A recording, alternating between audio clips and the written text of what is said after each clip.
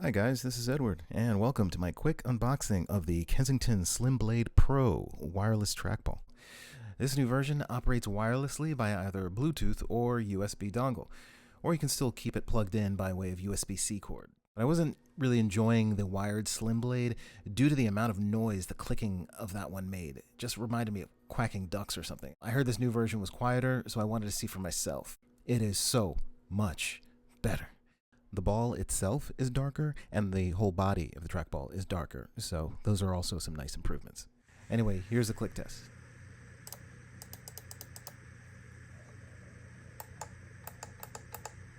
The original on the left is a much deeper click.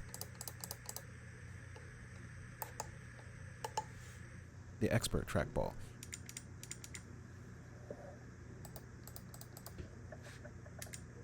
So that is it. Enjoy.